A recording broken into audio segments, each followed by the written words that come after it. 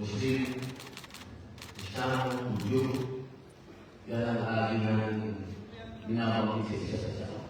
Sa simbahan, na nagsasabihin ng ating mga pare, sabihin ng peace, kaya matabi.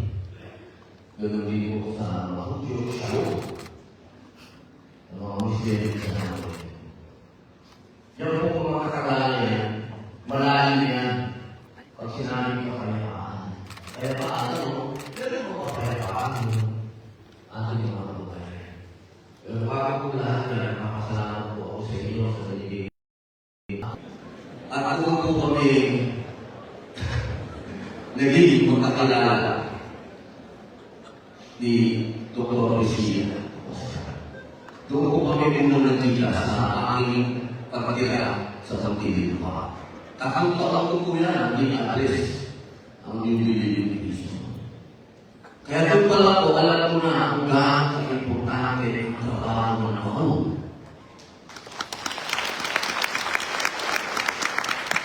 Kasi po, sabi nga nila, yung mga tao makakaalam kung ano talaga yung nangyayari sa ground. Tungkol sa grassroots. Kasi wala nyo. Bihira, baka magmumulo ito ko rin naman. Narinig ako. Superman nyo ko. Alam nyo, huwag akin yan ha. Sexual harassment yan ang pwede mga kanila. Ang dami yung nakakulong sa Pilipino. Madami yung gano'n mga aral. Hindi kaya itindihan mataas. Bigla lang sila sa sinasunan. Kaya noon ko, nakakadami ko na nanginigay ng aso. Noon pa lang ko. Basta dumating sa Bilibili, si Mama, nakamilera ng Amerika kasi sa dami na nanginigay sa kanya aso sa Bilibili. Na talagang kailangan ng ipapakambol ng pao. At magmula ko noon hanggang ngayon, pao pa rin po ang tumutulong sa amin. Nasa sinanalo ko, pero nung muli, nakapagpakalala tayo. Kayo po ang tumulong sa amin para ng isang Muslim na senior citizen. Ang hihila na ito bibigyan talaga ang mababasa natin. Talaga, wala na pa talaga ang mga kabayan. Yung Muslim mo, ang senior citizen, hinuli diyan sa airport, hindi pinabayaan ang polis, kikikulong, dinala sa jail, pagkatapos dinala sa Pilipili, isinama sa mga usapan ng kriminal dahil sa kaso na mistaken identity. Buti na lang, nadalagan ng pao na ako ay nalabasan na. Kaya ako, sana, mga kong sa public authorities office, darating ito ang mga magbibigay sa Dr. Rizia. Sana, ito, hindi ka naman susuruhan, kung susuruhan na nangulitin ka. Pero naman mangulitin ka. Kung gusto nyo talaga magkaroon ng boses, ang mga tao, kasi yung dalawang batas, kaya namin pinahuli mga sarili natin, dahil hindi sa Pilipinas, pagbayaan mo kami, ito ba yung mga mabuti. Kaya kailangan ng mga katulad, ito ko, ako sa isang araw,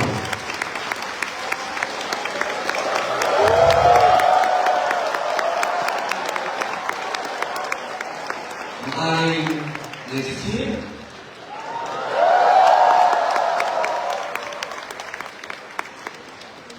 Ma'am,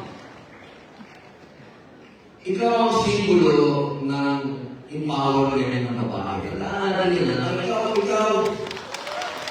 ang hilingan namin ka ng mga boys. Wala tayo magagawa.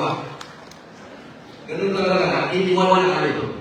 At sa usapin nila talaga na meron ka na pagiging sila doon.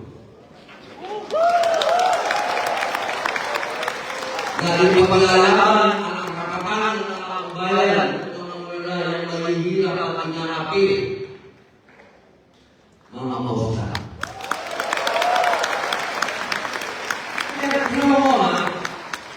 panahon na in-appoint ka, yun ang unang-unang pinakita ang muna empowerment. Panahon na ng-GMA.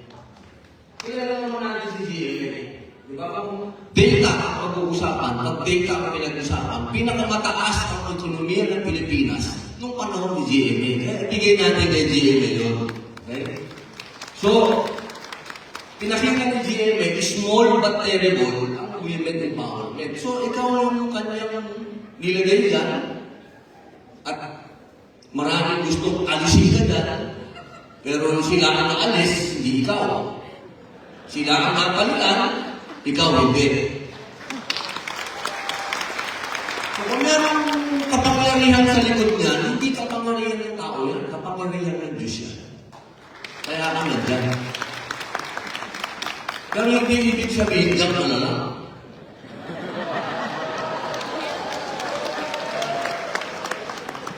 Hindi, ito, ako, kasi binigyan niyo ako ng parangal. Sabi ko nga kayo, pag magpupunta ba, alam mo, dapat ikaw ang bigyan mo ng parangal.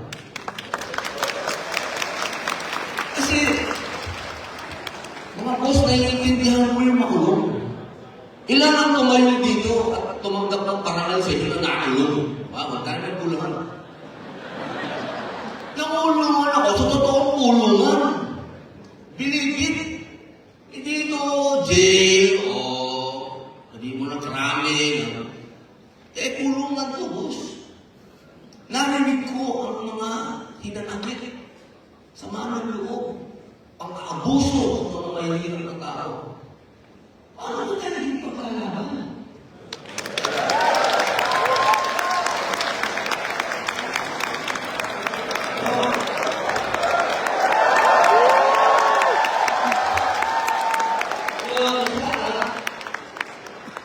Hindi ko na makukunin ng mga kasi sa pag-investigation din. Meron gusto ko naman kung may masalamat sa inyo, gusto ko kong iparating sa bawat puso ng nagkakao. Ito po ang pinakamahalaga na dumating sa aking paranan. Siguro, bilang artista, yung best actor. Pero sa pagkagiging senador, at talaga ng ibinoto po ng taong bayan, isa po itong parangal kaya naman ay nasa puso ko. Maraming puso. Sana lang po, pagtuloy yung panahon, nag-ias po ang mamay, yung doktora. Doktora. Persida, baka pinuha yung perso yun. Gala-gala na naman. Pangalan na lang, ibig sabihin. Maraming salamat po. Ang tuloy yung gawin lahat.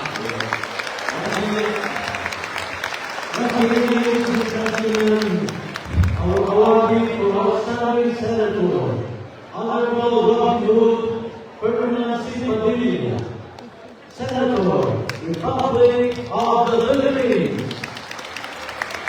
Tatanggapin naman yung mga senador ang inyong mensahe ay Chief of House. Photo, please.